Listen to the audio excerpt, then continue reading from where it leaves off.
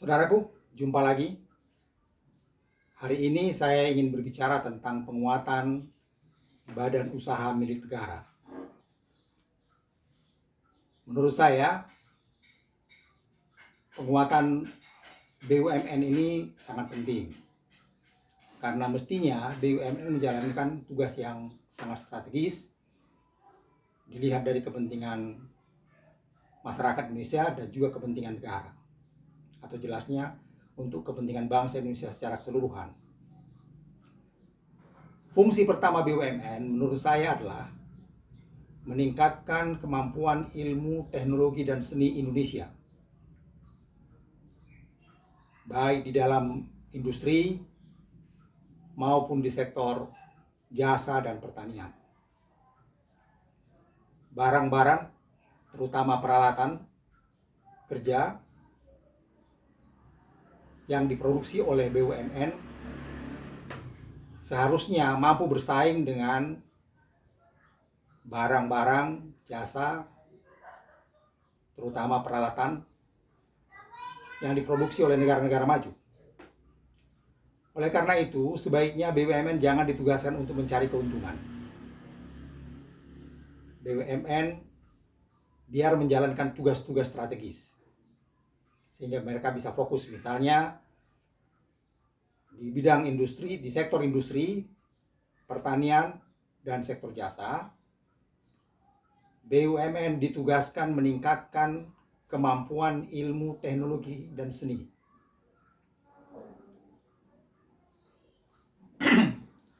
BUMN harus mampu memproduksi peralatan-peralatan yang kita butuhkan. Misalnya peralatan transportasi, peralatan berat di pembangunan infrastruktur, peralatan-peralatan pertanian, dan lain sebagainya. Itu fungsi yang pertama. Fungsi yang kedua, BUMN berfungsi memperluas lapangan kerja. BUMN ditugaskan ikut serta untuk menyerap tenaga kerja Indonesia, untuk mengurangi pengangguran dan juga setengah pengangguran. Fungsi yang ketiga, BUMN ditugaskan untuk menyebarluaskan kegiatan ekonomi ke seluruh Nusantara. Sehingga di Indonesia tidak terjadi lagi ada daerah-daerah yang padat kegiatan ekonomi seperti Pulau Jawa, tapi ada daerah yang kering, kekurangan kegiatan ekonomi. Kenapa? Karena masyarakatnya jumlahnya sedikit, industri, pertanian, dan jasa juga tidak berkembang. Saya katakan dari dulu, di lahan-lahan marginal, di lahan-lahan yang tidak produktif, untuk pertanian misalnya, itu kita bisa bangun industri, kota-kota industri. Dan nanti kota-kota industri ini akan memberikan hasil jauh lebih banyak, akan menyerap tenaga kerja jauh lebih banyak.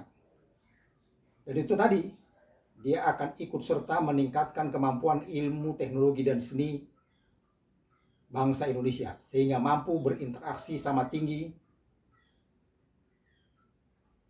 dan sama rendah dengan bangsa-bangsa lain. Saudaraku, saya ulangi lagi. Menurut hemat saya, BUMN itu mempunyai 3 fungsi utama.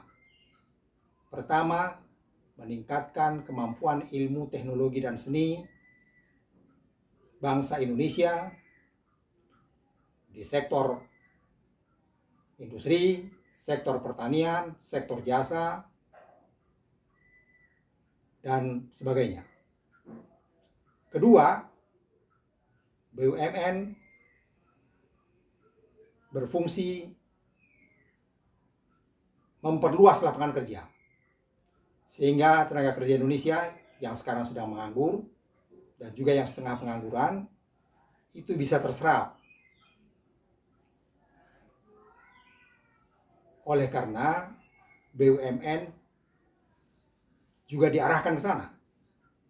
Yang ketiga, BUMN berfungsi menyebarluaskan kegiatan ekonomi ke seluruh wilayah Nusantara. Menurut hemat saya, sekarang ini sebaiknya itulah fungsi-fungsi utama BUMN. Sementara fungsi untuk mencari keuntungan misalnya sebaiknya ditunda saja. Biar saja keuntungan itu dicari oleh perusahaan-perusahaan swasta. Dengan mereka beruntung, mereka akan membayar pajak yang lebih tinggi sehingga bisa mengamankan BUMN. Tetapi apapun yang kita lakukan, kalau di bidang ilmu, teknologi, dan seni kita kalah, kita tidak kuat, kita tidak bisa menerapkannya di sektor industri, sektor pertanian, dan sektor jasa, kita terus akan seperti sekarang ini. Terseok-seok, tertatih-tatih, dikendalikan negara-negara lain, dan seterusnya.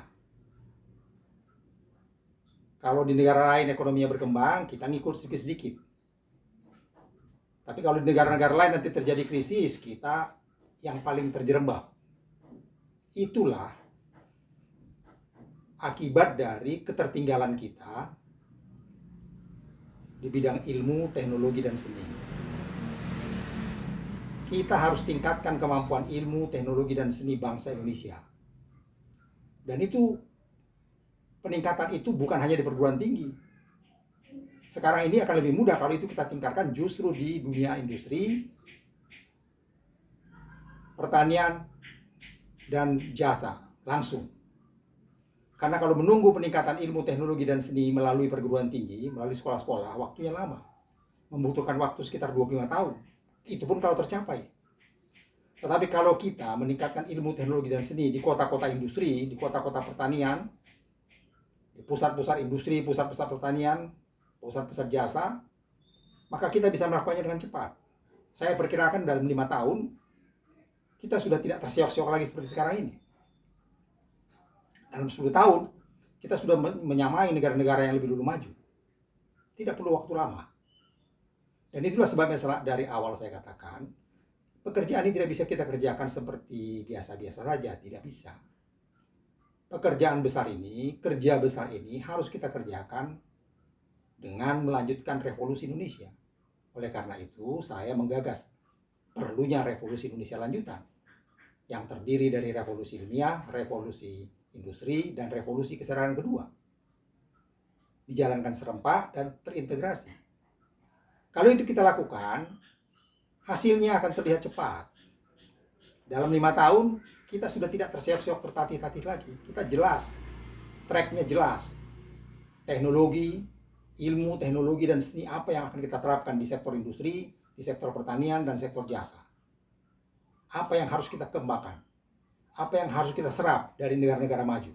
Pada tahap awal barangkali kita lebih banyak belajar saja dulu. Menyerap ilmu, teknologi, dan seni mereka. Sambil jalan nanti kita adakan modifikasi. Itu cara yang paling murah.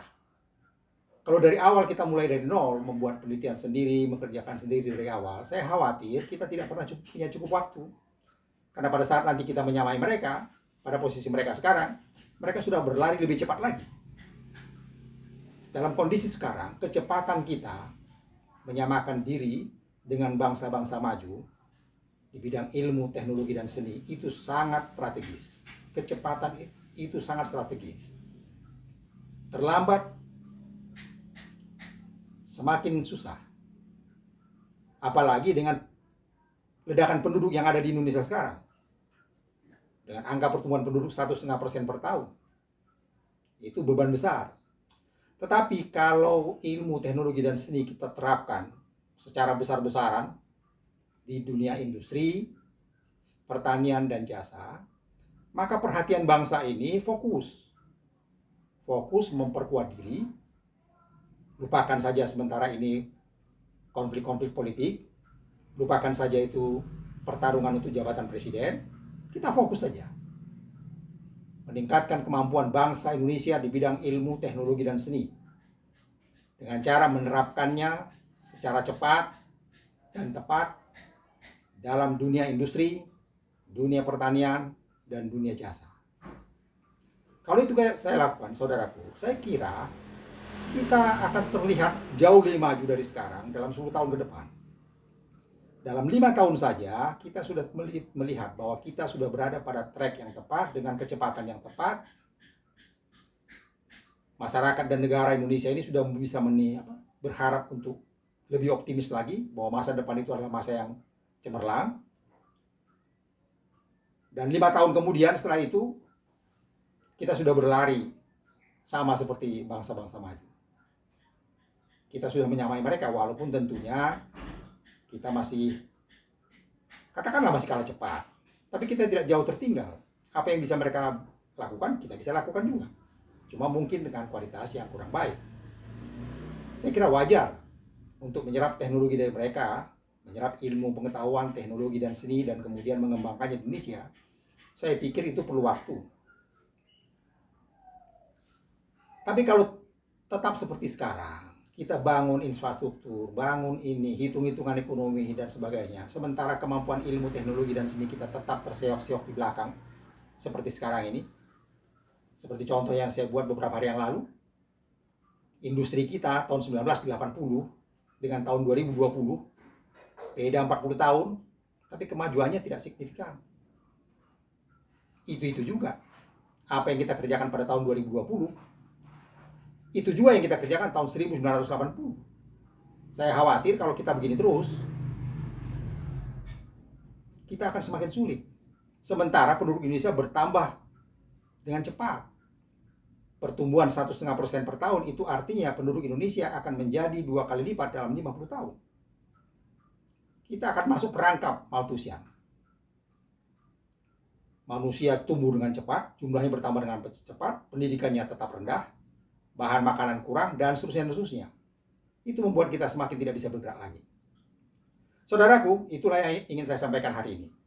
Saya tetap semakin yakin bahwa revolusi Indonesia lanjutan itu harus kita jalankan. Revolusi ilmiah, revolusi industri, revolusi kesadaran kedua dikerjakan serempak dan terintegrasi. Terima kasih saudaraku, sampai jumpa lagi pada kesempatan mendatang. Terima kasih.